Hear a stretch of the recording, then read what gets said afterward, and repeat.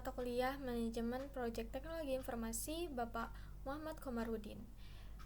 Di sini saya Erlin Saramadani dengan NPM 231506156 selaku Ketua Proyek dari Tim Pengembang Sistem Informasi Monitoring dan Evaluasi Kinerja MUNIF di Universitas Lampung. Pada kesempatan kali ini, saya akan mempresentasikan bab 1 dari proposal proyek kami yang berisi perkenalan singkat tim dan tujuan presentasi, latar belakang masalah, tujuan dan manfaat sistem, serta ruang lingkup dan batasan proyek. Untuk itu, sebelum itu saya akan memperkenalkan terkait dengan anggota kelompok saya, yaitu ada Trip Setiani, Nabila Putri Ayung Ningtyas, Erlin Saramadani, itu saya sendiri, dan Alia Zahra Taufik, Zahra Aulia Nafisa, dan Naomi Teresia. Dan selanjutnya itu saya akan mempresentasikan terkait dengan latar belakang dari masalahnya. Nah, jadi perkembangan teknologi informasi dan komunikasi saat ini telah memberikan dampak besar dalam berbagai sektor, termasuk sektor pendidikan tinggi, perguruan tinggi, seperti Universitas Lampung dituntut untuk memiliki sistem yang efisien, transparan, dan terintegrasi agar kegiatan akademik dan non-akademik dapat berjalan secara optimal. Namun, berdasarkan hasil pengamatan kami, proses monitoring dan evaluasi MUNIF di lingkungan Universitas Lampung masih dilakukan secara manual. Prosesnya menggunakan laporan tertulis dan file spreadsheet yang tersebar di berbagai unit kerja. Hal ini menimbulkan beberapa permasalahan utama, antara lain keterlambatan pelaporan karena proses input dan rekap masih dilakukan manual, duplikasi data akibat file yang dikirim dari berbagai unit seringkali tidak sinkron, kesulitan dalam menganalisis data kinerja karena tidak ada integrasi antar unit. Akibatnya, pihak dari pimpinan Universitas Lampung, khususnya itu Wakil Rektor 4 yang membawahi bidang perencanaan kerjasama dan sistem informasi, mengalami kesulitan memperoleh dari informasi kinerja yang cepat, akurat, dan komprehensif. Untuk menjawab tantangan tersebut, tim kami mengusulkan pengembangan sistem informasi monitoring dan evaluasi kinerja berbasis website. Sistem ini dirancang untuk mengoptimasi proses MUNIF, mulai dari pengumpulan data, mengolah, hingga pelaporan yang terpusat dari real time dan juga real time. Selain itu, pengembangan sistem ini juga dia itu sejalan gitu. Nantinya itu sejalan dengan arah kebijakan transformasi digital di perguruan tinggi, di mana seluruh proses manajerial diharapkan berorientasi pada pemanfaatan teknologi informasi. Dengan adanya sistem ini, proses pemantauan kinerja di Unila akan menjadi lebih efisien, transparan, dan mendukung pengambilan keputusan berbasis data. Nah, selanjutnya itu saya akan menjelaskan terkait dengan tujuan dan manfaat proyek. Tujuan itu sendiri, tujuan utama dari proyek ini adalah untuk merancang dan mengembangkan sistem informasi berbasis website yang dapat membantu pelaksanaan monitoring dan evaluasi kinerja di Universitas Lampung. Secara lebih spesifiknya lagi, dapat dijelaskan bahwa proyek ini memiliki 4 tujuan utama, yaitu menyediakan sarana digital bagi setiap unit kerja untuk mencatat dan memantau data kinerja. Yang kedua, itu untuk meningkatkan akurasi dan kecepatan evaluasi melalui sistem yang terpusat dan otomatis. Menyediakan dashboard interaktif yang membantu pimpinan universitas dalam mengambil keputusan berbasis data. Yang keempat adalah meningkatkan transparansi dan akuntabilitas antar unit kerja melalui laporan yang terstandar. Nah, dari keempat tujuan tersebut, sistem ini diharapkan dapat memberikan berbagai manfaat nyata, seperti yang pertama itu adalah mengurangi beban dari manual. Terus juga dia mempercepat proses dari evaluasi pencapaian target, menghadirkan laporan otomatis dalam format PDF atau Excel, serta yang terakhir itu mendukung upaya digitalisasi manajemen universitas secara keseluruhan. Melalui sistem ini, setiap unit kerja akan memiliki akses informasi kinerja secara real-time, sementara pimpinan dapat memantau perkembangan universitas secara keseluruhan dengan lebih mudah. Untuk itu, selanjutnya saya akan menjelaskan terkait dengan ruang lingkup. Nah, di bagian ruang lingkup dan batasan proyek ini mencakup seluruh tahapan pengembangan sistem mulai dari analisis kebutuhan. Terus yang kedua itu adalah perancangan sistem dan database. Yang ketiga, pengembangan modul utama. Yang keempat, tahap pengujian atau testing dan user acceptance, hingga pelatihan penggunaan dan dokumentasi sistem. Nah, modul utama yang akan dikembangkan ini meliputi seperti login dan autentikasi pengguna, input data pencapaian indikator kinerja, dashboard monitoring dan evaluasi otomatis. Yang keempat adalah fitur pelaporan kinerja dalam format digital dan notifikasi pengingat reminder bagi unit kerja. Nah, sedangkan nih untuk batasan dari proyek ini, agar pelaksanaan proyek berjalan terarah, maka ruang lingkup tuh akan dibatasi. Nah, yang dibatasi itu ada beberapa hal-hal penting. Yang pertama itu adalah sistem ini hanya digunakan di lingkup internal Universitas Lampung, diakses dibatasi untuk pengguna dengan akun resmi universitas, data yang diolah hanya berasal dari unit kerja yang disetujui oleh Wakil Rektor 4, dan yang terakhir, sistem ini belum terintegrasi secara otomatis dengan sistem eksternal di luaran universitas. Dengan adanya ruang lingkup dan batasan yang jelas ini yang saya jelaskan tadi, diharapkan proyek ini dapat berjalan terarah dan fokus pada kebutuhan utama pengguna. Nah, untuk itu melalui proyek sistem informasi monitoring dan evaluasi kerja MONIF ini, kami akan menghadirkan solusi yang dapat mempercepat proses pelaporan dan evaluasi, mengoptimalkan keputusan berbasis data, dan mendukung transformasi digital di Universitas Lampung. Dan kami berharap sistem ini dapat menjadi langkah nyata menuju tata kelola universitas yang lebih modern, efisien, dan transparan. Demikian pemaparan dari bab 1, pembukaan dan latar belakang. Terima kasih, dan selanjutnya akan dilanjutkan oleh rekan saya. Perkenalkan, saya Nomi Teresia Saragi dengan NPM 231506191. Jadi di sini saya akan menjelaskan proyek kelompok yang telah kami selesaikan, di mana proyek ini untuk memenuhi UTS mata kuliah Manajemen Proyek Teknologi Informasi. Di sini saya berperan sebagai sistem analis. Jadi di sini saya akan menjelaskan tentang analisis kebutuhan sistem informasi, monitoring, dan evaluasi kerja atau MONEF.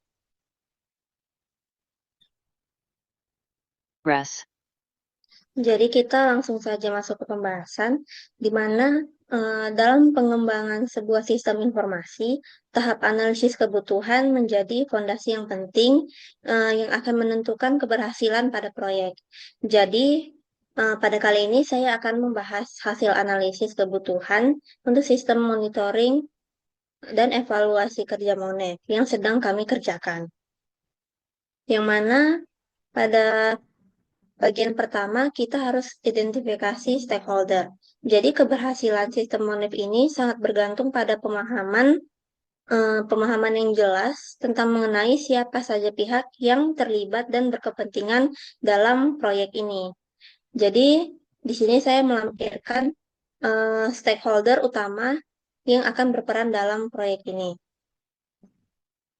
Yang pertama itu ada Wakil Rektor 4, di mana perannya itu sebagai pihak pengambil keputusan utama serta penggunaan laporan hasil evaluasi.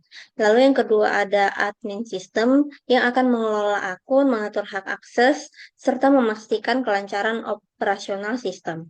Lalu ada unit kerja atau bagian yang akan menginput data kinerja sesuai indikator dan jadwal yang ditentukan. Lalu ada tim pengembang IT yang akan melakukan analisis, desain, implementasi, pengujian, serta pemeliharaan sistem. Lalu pengguna akhir atau user, yang mana dia akan menggunakan sistem untuk melihat, memverifikasi, dan melaporkan hasil kinerja. Lalu ada kebutuhan fungsional, di mana kebutuhan fungsional ini menggambarkan fitur-fitur utama yang harus dimiliki oleh sistem, agar sistem ini dapat berjalan sesuai dengan tujuan yang telah ditetapkan. Berikut ini adalah kebutuhan fungsional dari sistem Monef. Yang pertama itu adalah login dan autentikasi, di mana sistem harus bekerja dan menyediakan fitur login untuk membedakan hak akses antar pengguna. Lalu manajemen data kinerja, itu dia pengguna dapat menambah, mengubah, dan menghapus data capaian indikator. Lalu ada dashboard monitoring, di mana sistem akan menampilkan visualisasi data capaian dalam bentuk grafik ataupun tabel. Lalu ada evaluasi otomatis, di mana sistem menghitung tingkat capaian berdasarkan target yang telah ditetapkan. Lalu ada laporan kinerja, di mana sistem menghasilkan laporan otomatis dalam format PDF atau Excel. Lalu manajemen user, di mana admin dapat menambah, menghapus, dan mengatur hak akses pengguna. Lalu notifikasi atau reminder, di mana sistem dapat mengirim pengingat kepada unit kerja terkait batas waktu pelaporan. Lalu ada kebutuhan non-fungsional, di mana kebutuhan non-fungsional ini, selain fitur-fitur utama, sistem juga harus memenuhi standar kualitas tertentu yang berkaitan dengan performa dan karakteristik operasionalnya. Berikut ini adalah kebutuhan non-fungsional dari sistem kami. Yang pertama ada aspek keamanan, di mana sistem harus menggunakan autentikasi dan enkripsi untuk melindungi data. Lalu ada kinerja, di mana sistem mampu menampilkan data dengan cepat meski diakses oleh banyak pengguna. Lalu skalabilitasnya itu, sistem dapat dikembangkan untuk mencakup fakultas atau unit lain di masa yang akan mendatang. Lalu ada aksesibilitas, di mana sistem dapat diakses melalui perangkat desktop maupun mobile. Lalu reliabilitas, di mana sistem mampu beroperasi tanpa gangguan dengan waktu downtime minimal. Lalu ada maintainability, di mana struktur kode dan database dirancang agar mudah dipelihara dan dapat diperbarui. Lalu di sini ada kebutuhan teknis, di mana ini untuk mendukung pengembangan sistem Monef.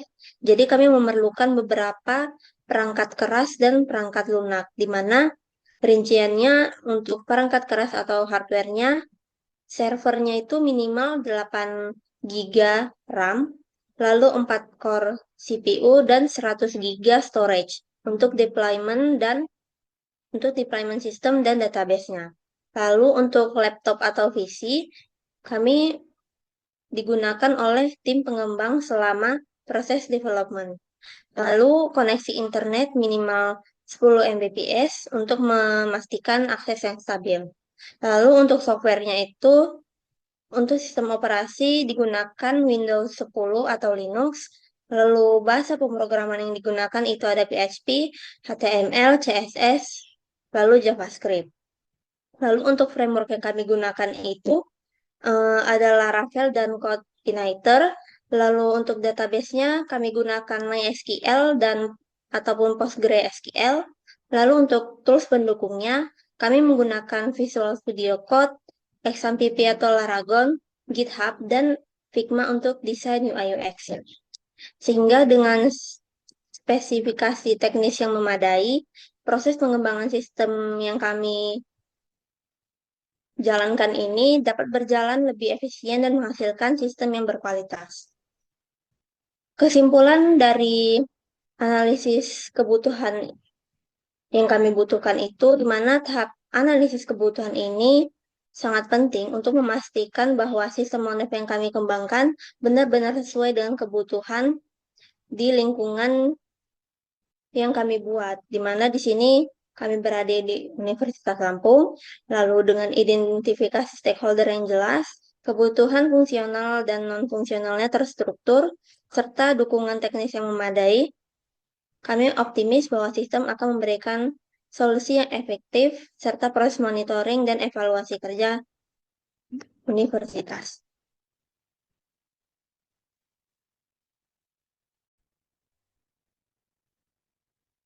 Sekian pemaparan dari analisis kebutuhan sistem informasi dan evaluasi kerja atau MONEF. Kurang lebihnya saya mohon maaf. Saya akhiri. Wassalamualaikum warahmatullahi wabarakatuh. Izinkan saya memperkenalkan diri, nama saya Alia Zara Taufik dengan UPM 2315 nomor 1076. Di sini saya akan menjelaskan tentang workbench structure dan Gantt chart sama timeline proyek. Nah, pertama pada workbench ini, dia adalah alat manajemen proyek yang digunakan untuk membaca keseluruhan proyek menjadi bagian-bagian yang lebih kecil, terukur, dan mudah dikelola. Jadi, tujuannya itu untuk setiap aktivitas itu dapat diidentifikasi dengan jelas. Jadi, dia memiliki waktunya sama tanggung jawabnya itu spesifik untuk setiap anggota. Nah, dalam proyek sistem informasi monitoring ini, WBS ini disusun untuk menggambarkan pembagian tugas antara anggota, urutan pekerjaan, serta output yang dihasilkan dari tiap tahap. Tujuannya penyusunan WBS ini untuk ada 4, yaitu menjelaskan ruang lingkup proyek secara rinci agar mudah dipahami. 2. Mengatur pembagian tugas agar setiap anggota memiliki tugas tanggung jawab yang jelas. 3. Mempermudah pengawasan, pengendalian, dan evaluasi kemajuan proyek. Dan yang terakhir yaitu 4, menjadi pedoman dalam penyusun jadwal, estimasi biaya, serta alokasi sumber daya proyek. Nah, ini ada struktur hierarki WBS proyek sistem MONEF, dia ada 8. Yang pertama ada fase inisialisasi dan perencanaan proyek.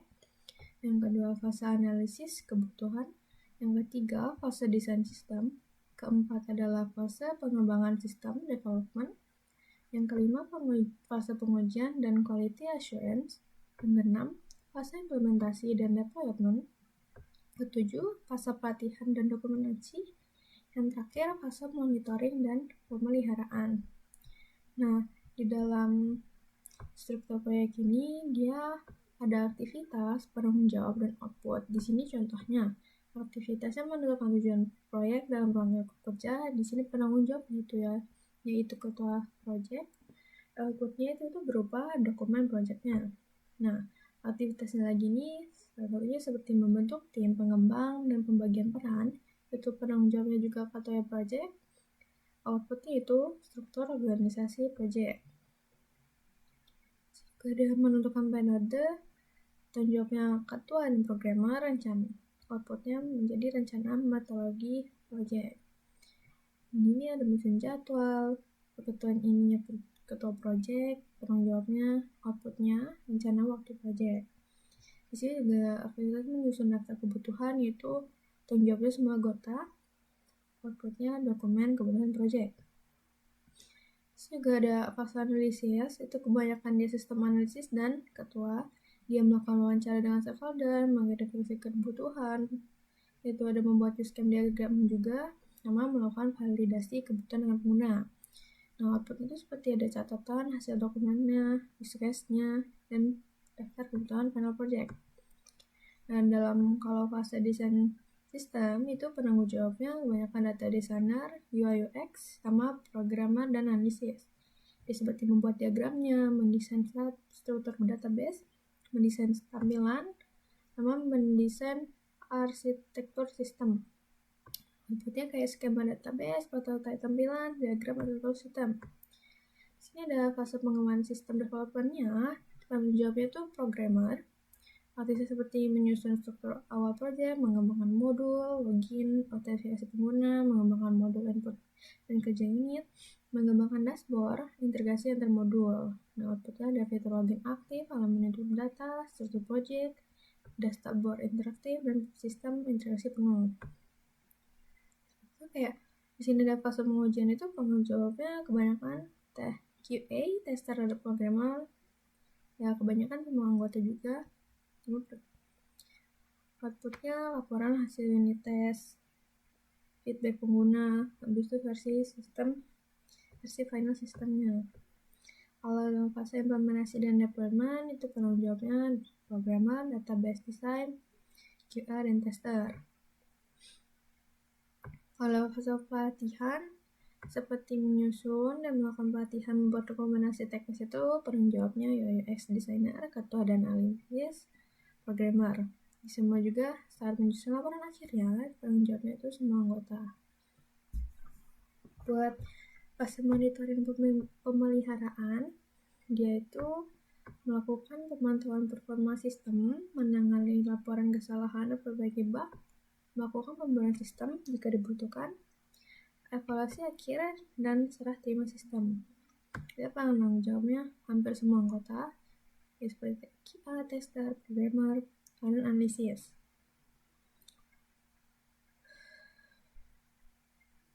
Workbench structure dan Gantt chart sama timeline proyek.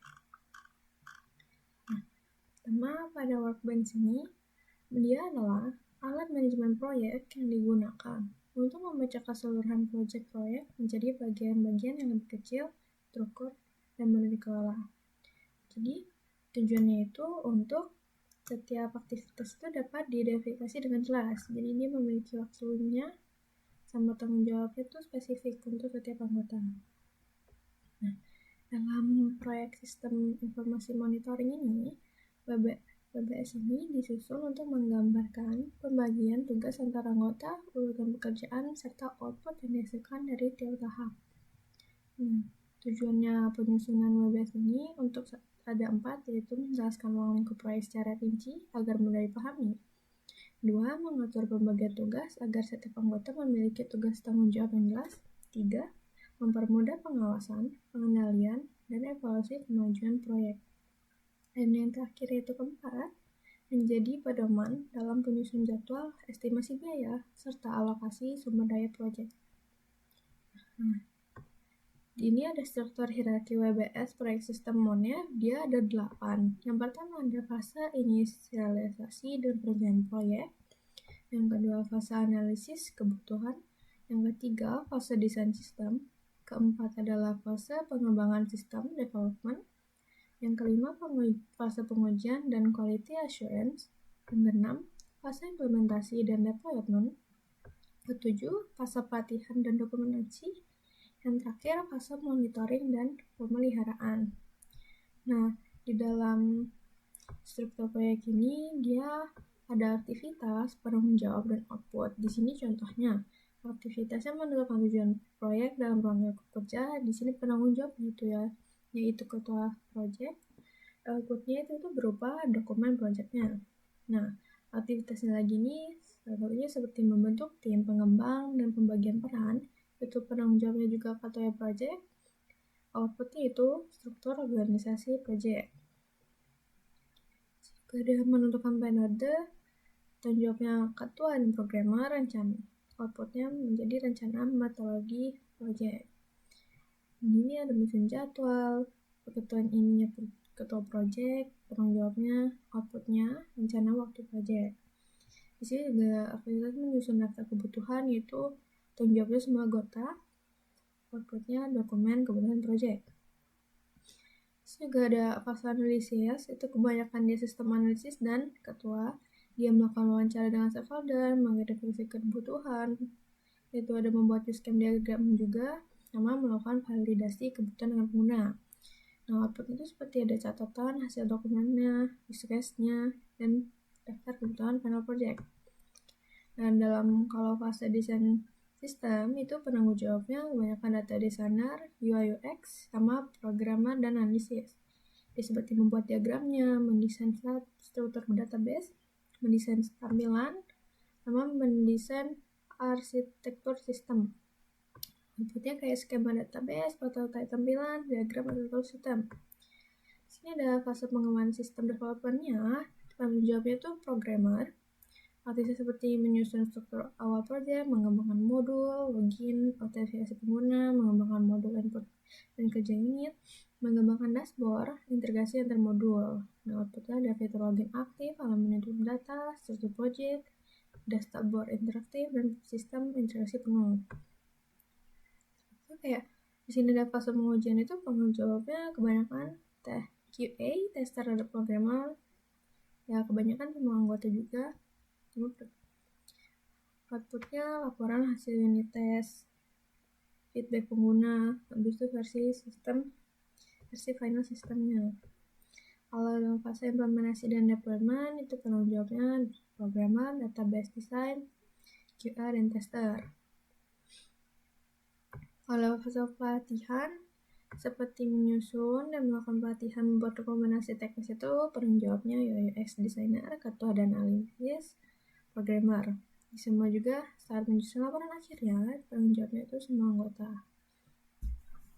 Buat fase monitoring pemeliharaan, dia itu melakukan pemantauan performa sistem, menangani laporan kesalahan dan perbaiki bug, melakukan pembaruan sistem jika dibutuhkan, evaluasi akhir, dan serah terima sistem.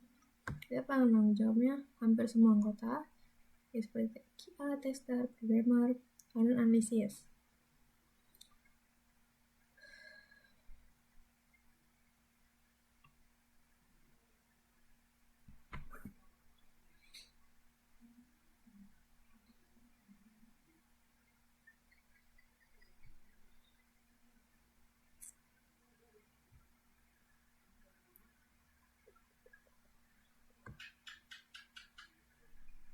Nah, kemudian ada hasil yang diharapkan dari penyusunan WBS ini ada 4. Yang pertama, struktur kerja proyek yang jelas dan mudah diikuti oleh seluruh tim.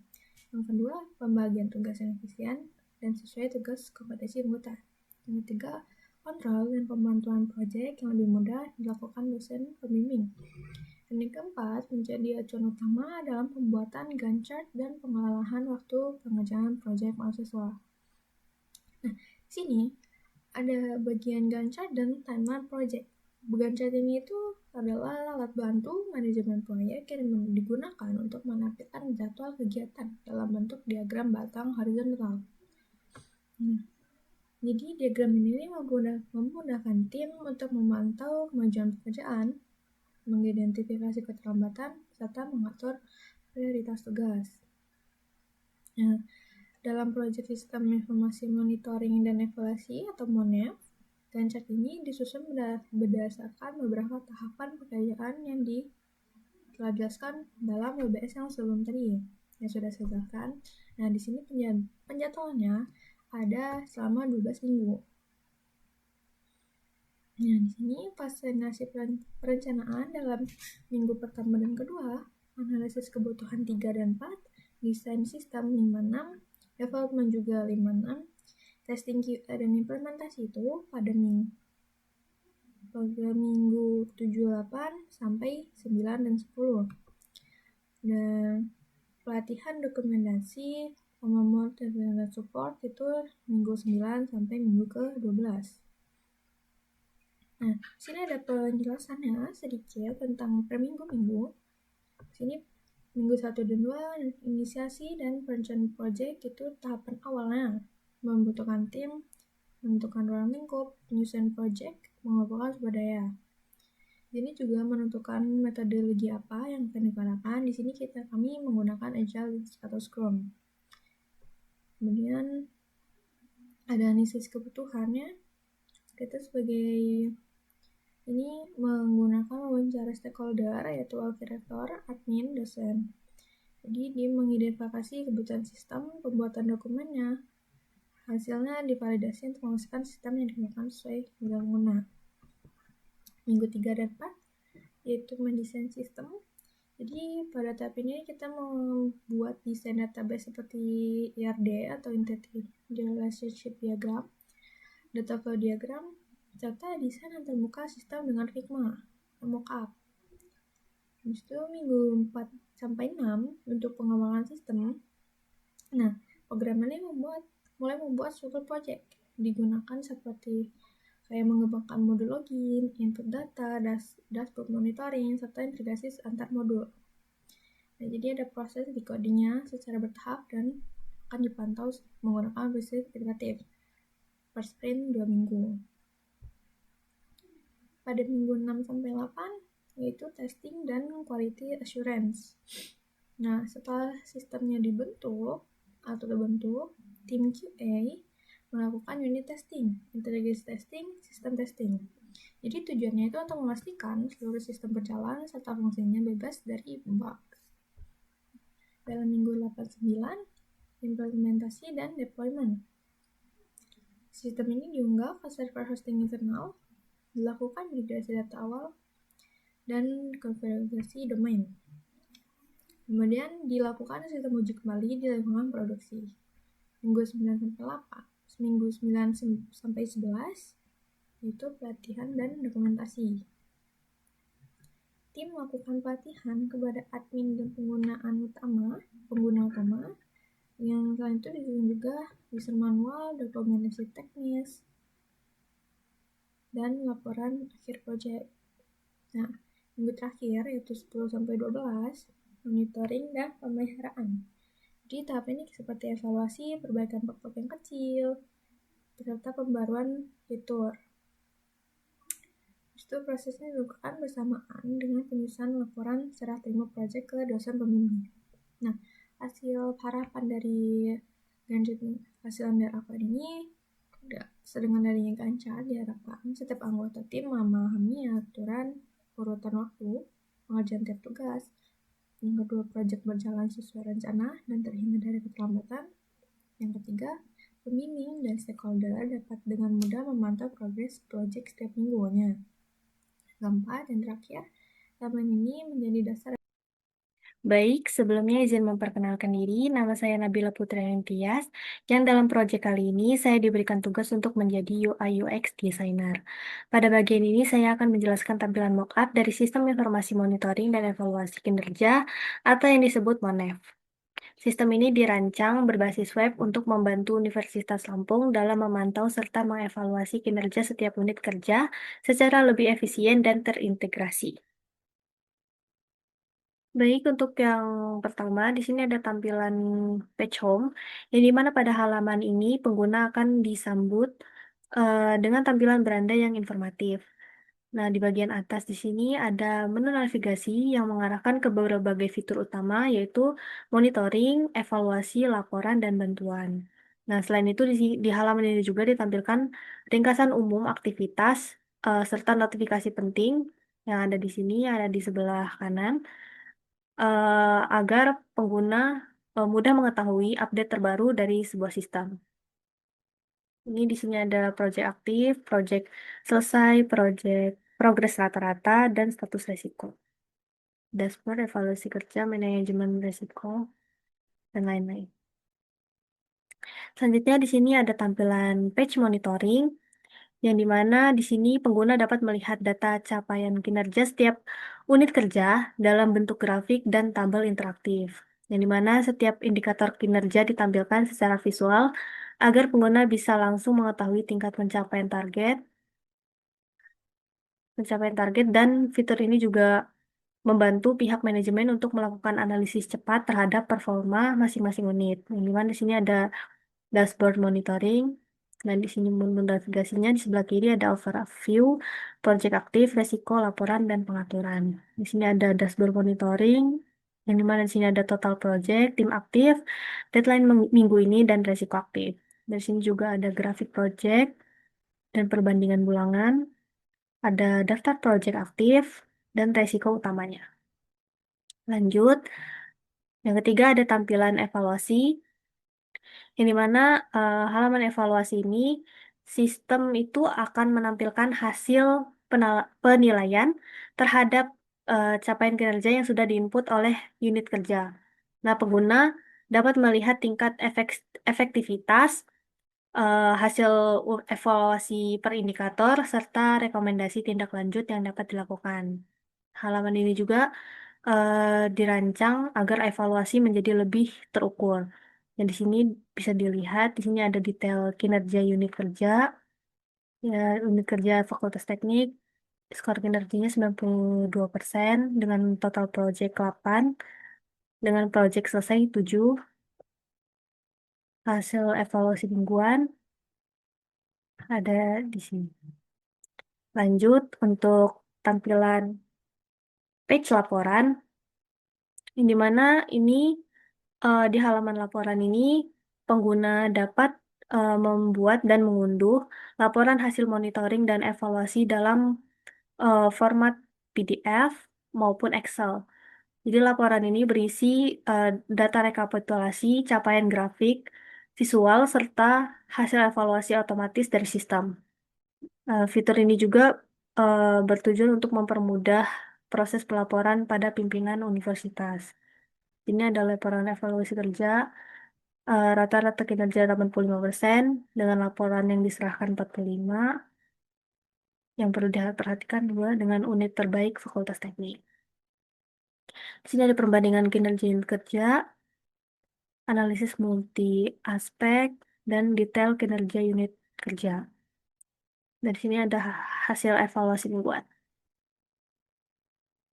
Dan yang terakhir ada tampilan page bantuan, yang dimana halaman ini berfungsi sebagai pusat panduan bagi pengguna yang dimana di dalamnya itu terdapat informasi mengenai cara penggunaan sistem, langkah-langkah login, input data hingga pembuatan laporan. Jadi dengan adanya halaman bantuan ini diharapkan pengguna baru itu dapat memahami sistem tanpa mengalami kesulitan. Jadi secara keseluruhan mockup yang sudah dibuat itu menonjolkan desain yang sederhana, responsif, dan mudah digunakan. Jadi di setiap fiturnya dirancang agar mendukung proses monitoring dan evaluasi dengan cepat serta terintegrasi antar unit kerja. Sekian dari saya. Terima kasih.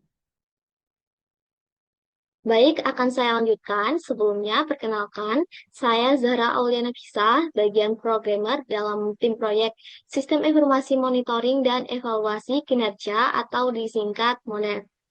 Proyek ini kami buat sebagai bagian dari mata kuliah Manajemen Proyek Teknologi Informasi, di mana kami mensimulasikan bagaimana sebuah sistem informasi dikembangkan secara profesional mulai dari perencanaan, analisis kebutuhan, desain, hingga rencana implementasi. Pada kesempatan ini, saya akan menjelaskan peran saya sebagai programmer yang berfokus pada aspek perancangan teknis, pembagian modul, dan simulasi implementasi sistem MONEF berbasis web. Sistem informasi MONEF ini dirancang untuk membantu Universitas Lampung dalam melakukan monitoring dan evaluasi kinerja di setiap unit kerja secara digital. Saat ini, proses evaluasi masih dilakukan secara manual melalui laporan dan spreadsheet yang terpisah, sehingga menimbulkan kendala seperti keterlambatan, data ganda, dan sulitnya analisis hasil. Melalui sistem berbasis web ini, semua data dapat dikumpulkan secara terpusat, diproses secara otomatis, dan ditampilkan dalam bentuk grafik dan laporan real-time. Dengan begitu, pihak pimpinan dapat memantau capaian kerja dengan lebih efisien dan akurat. Sebagai programmer, saya bertanggung jawab untuk merancang bagaimana sistem ini akan diimplementasikan secara teknis berdasarkan hasil analisis dan desain dari rekan-rekan tim. Jadi walaupun proyek ini masih bersifat simulasi dan belum sampai ke tahap coding, saya harus memahami bagaimana setiap komponen sistem saling terhubung, mulai dari desain antarmuka, struktur data, hingga integrasi antar modul. Sistem ini kami rancang dengan konsep client server, di mana pengguna mengakses sistem melalui browser, kemudian data dapat diproses oleh server dan disimpan ke database. Framework yang kami pilih adalah Laravel karena mendukung struktur pengembangan yang modular dan aman. Bahasa pemrogramannya menggunakan PHP, HTML, CSS, dan JavaScript dengan PostgreSQL sebagai sistem basis datanya. Sementara itu, tampilan antarmuka sistem dirancang menggunakan Figma oleh rekan saya Nabila Putri Ayunintias, dan dari sisi programmer, saya merencanakan bagaimana tampilan itu akan diimplementasikan menjadi halaman web yang berfungsi secara penuh. Baik, ini adalah tampilan halaman login dari sistem Monet, di mana pengguna akan masuk menggunakan akun resmi Unila atau universitas. Sebagai contoh, saya akan masukkan. Kemudian, sistem akan memverifikasi data dan menentukan hak akses apakah sebagai admin, unit kerja, atau pimpinan. Dalam tahap ini, modul ini memerlukan sistem validasi input, enkripsi password, dan manajemen sesi pengguna, di mana modul login ini adalah pintu utama dari seluruh sistem. Di sini saya akan masukkan passwordnya.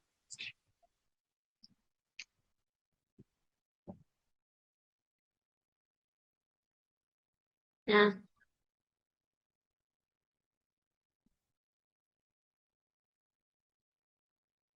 berikutnya adalah dashboard monitoring yang menjadi halaman utama setelah login berhasil.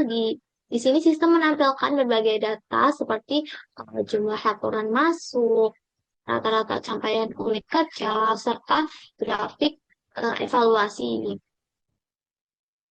Dashboard ini dirancang agar pimpinan dapat langsung melihat performa unit kerja secara cepat dan visual. Sebagai programmer, saya bertanggung jawab untuk mengesetkan alur logika agar data dari database dapat muncul otomatis ke tampilan dashboard dalam bentuk grafik seperti ini. Di sini dapat terlihat di bulan Januari progresnya itu 45, targetnya 50, bulan Februari progresnya 52, targetnya 55, dan seterusnya. Sini juga. Kemudian, selanjutnya, untuk modul input data, kami belum melakukan form input khusus di Figma, karena proyek ini masih berupa simulasi.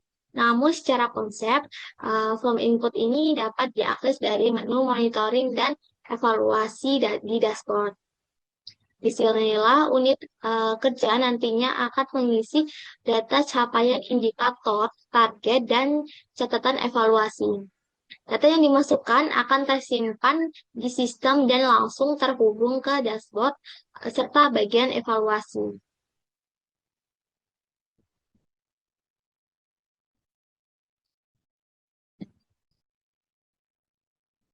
Oke, modul terakhir adalah evaluasi dan laporan.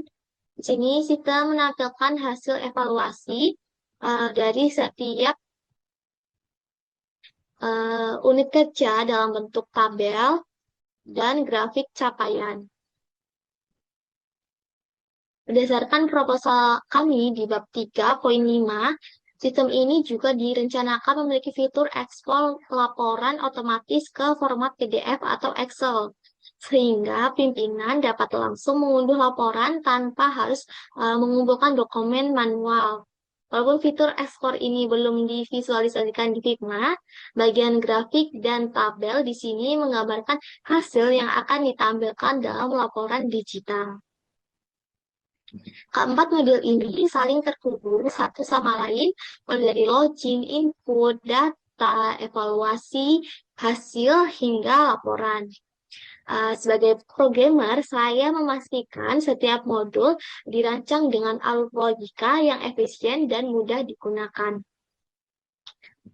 Setelah semua modul direncanakan, tahap selanjutnya adalah simulasi implementasi sistem. Tahap ini kami rancang untuk menunjukkan bagaimana sistem akan dideploy jika dikembangkan secara nyata. Langkah-langkahnya meliputi persiapan server hosting dan domain, Yang kedua ada migrasi data awal dari laporan manual ke sistem. Yang ketiga ada instalasi sistem di server internal universitas. Yang keempat ada testing dan evaluasi performa sistem.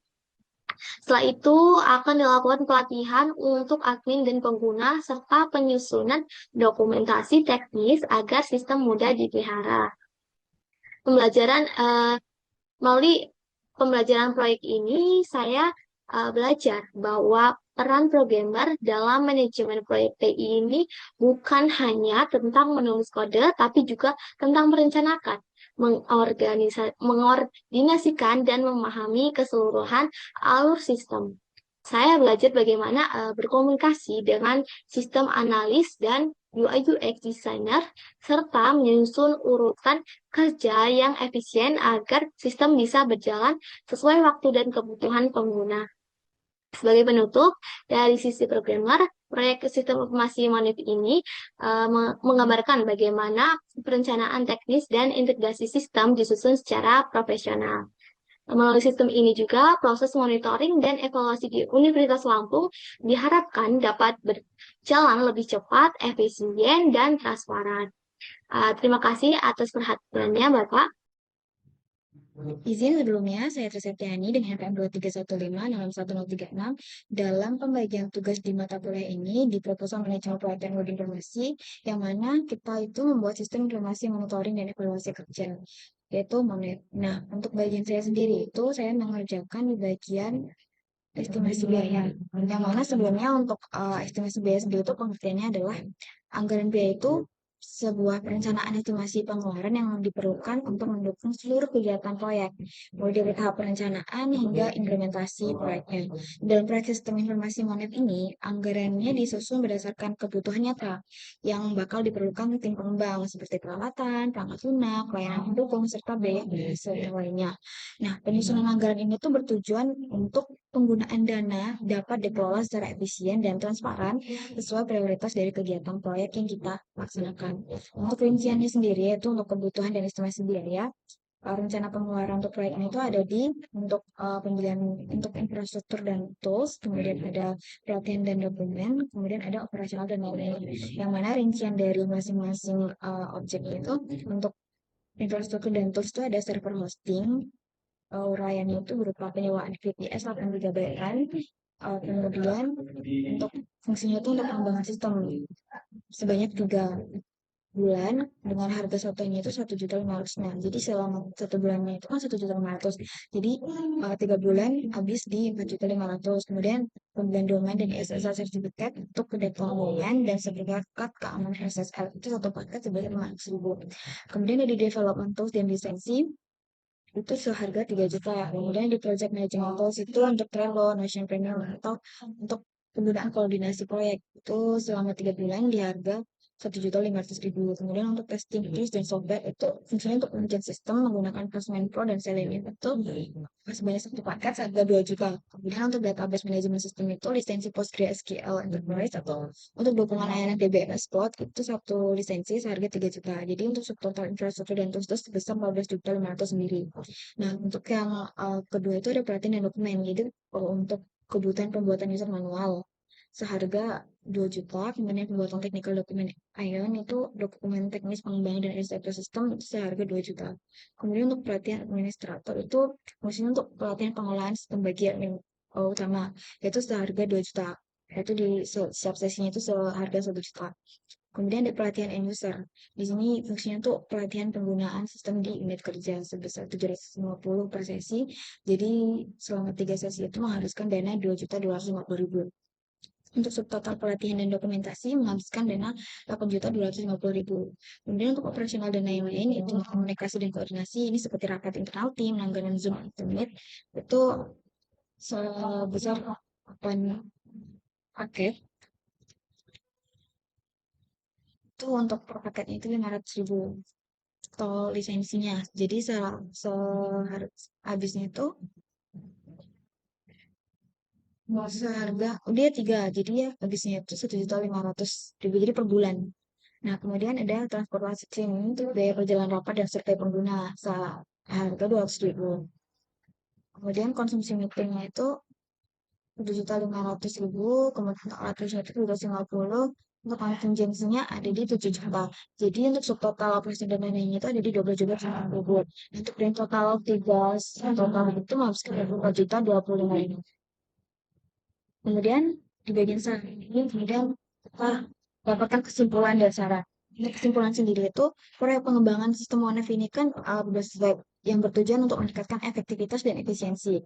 Jadi proses pemantauan serta evaluasi kegiatan ini tuh menggunakan website revenue. Nah, berdasarkan hasil perencanaan dan rencana proyek yang telah kami lakukan, sistem ini tuh diharapkan mampu untuk pertama menyediakan platform digital terkhusus untuk pengelolaan data kinerja antar kerja secara data dan akurat, kemudian meminimalkan kendala yang sering terjadi dalam proses manual seperti keterlambatan laporan, redundansi data, serta kesulitan dalam hasil kerja. Kemudian ketiga itu mendukung transparansi, akuntabilitas, dan kemudian akses informasi bagi pihak manajemen universitas, khususnya untuk wakil rektor tepat. Nah, kemudian terakhir telah mengintegrasikan proses pengumpulan, evaluasi, dan pelaporan data dalam satu sistem yang terstruktur serta mudah digunakan. Melalui tahap mulai dari analisis kebutuhan, perencanaan sistem, pengembangan, hingga rencana implementasi itu, tim pengembang telah menyusun rancangan sistem sesuai dengan kebutuhan stakeholder. Dari implementasi sistem ONF ini, kita menjadikan salah satu langkah nyata dalam mendukung transformasi digital di lingkungan Unila dan memperkuat tata kelola universitas Lampung yang berbasis teknologi informasi. Nah, untuk sarannya sendiri, agar sistem ONF dapat berfungsi secara optimal dan memberikan manfaat jangka panjang, maka disampaikan beberapa saran sebagai berikut. Yang pertama, untuk tahap implementasi nyata. Sebaiknya itu dilakukan uji coba sistem secara terbatas atau pilot project pada beberapa unit kerja sebelum penerapan penuh di seluruh universitas. Untuk mengidentifikasi potensi masalah teknis atau operasional. Kemudian yang kedua, untuk pemeliharaan berkala. Jadi diperlukan proses monitoring dan maintenance secara rutin guna menjaga performa sistem, mencegah bug, serta memastikan keamanan pengguna. Kemudian ketiga itu pengembangan lanjutan. Sistem dapat dikembangkan lebih lanjut agar terintegrasi dengan sistem akademik, keuangan, dan kepegawaian untuk mendukung pengambilan keputusan secara lebih komprehensif. Kemudian yang keempat adalah pelatihan pengguna, yang mana kita memerlukan pelatihan dan sosialisasi berkala kepada seluruh pengguna agar sistem dapat dimanfaatkan secara maksimal sesuai dengan prosedur yang telah ditentukan. Yang terakhir adalah evaluasi berkelanjutan, yang mana pihak universitas itu diharapkan dapat melakukan evaluasi berkala terhadap kinerja sistem dan efektivitasnya dalam mendukung proses manajemen serta pengambilan keputusan. Sekian untuk bagian yang saya kerjakan di proposal sistem ONF ini.